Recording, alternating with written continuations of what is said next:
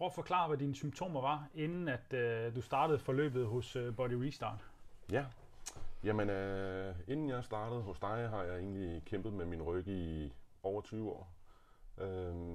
Der sker det en gang imellem, så kommer der ligesom sådan et voldsomt smæk ned i min lænd, og så bliver jeg fuldstændig låst, hvor min rygsøjle faktisk nærmest trækker sig ud i et S ud til siden. Bliver helt deform og immobil. Det kan jeg ligge og slås med i 14 dage, før jeg sådan har løsnet det op over tid. Er det forbundet med smerter? Det er forbundet med meget voldsomme smerter, vil jeg sige. Okay. Jeg har prøvet meget forskelligt. Jeg har prøvet kiropraktor, jeg har prøvet fysioterapeuter og det lignende igennem årene. Ikke noget med stor succes, vil jeg sige. Blevet undersøgt, havde lidt frygt for, at man måske havde noget reelt hvad kan man sige, fejl på ryggen. Så både blevet MR-scannet og det lignende. Og der var ikke noget at komme efter, de kunne ikke finde noget, så jeg fik besked på, at det var muskulært. Okay. Træner rigtig, rigtig meget og har også gjort det gennem en årrække.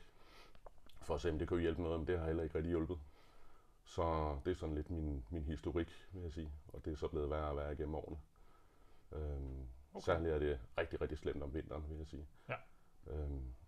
Ikke isoleret til om vinteren, men særligt slemt om vinteren. Super. Hvor mange gange har vi to set hinanden, cirka? Vi har vel set hinanden 5-6 gange. Inden for en... 3 måneder, tror jeg det er. Alright.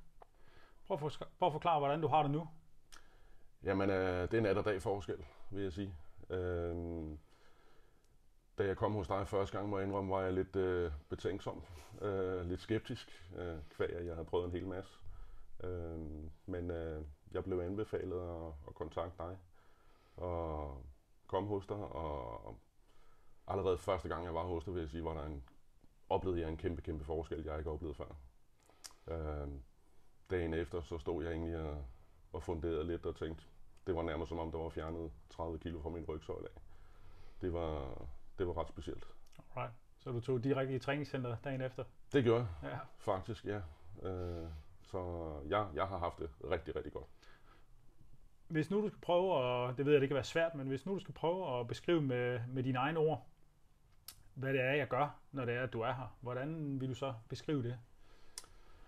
Jamen, det er jo i hvert fald meget anderledes, end jeg har oplevet før.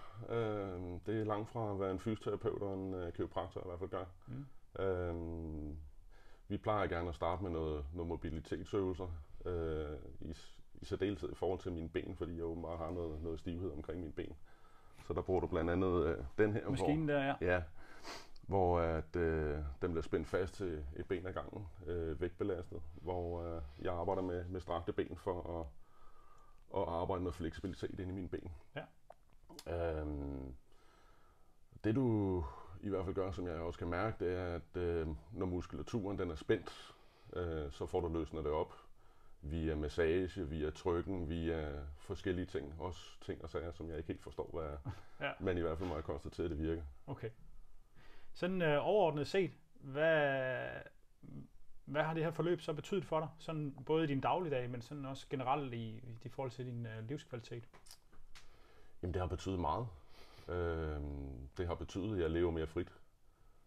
Forstået på den måde, at det må jeg i hvert fald sande i dag, at der har ligget noget i mit baghoved igennem mange år, med man sådan har gået og været påpasselig, fordi man har vidst, at lige pludselig ud af ingenting, så det smæk i min lænd, og så har man været sendt til tælling. Det har man jo været bange for.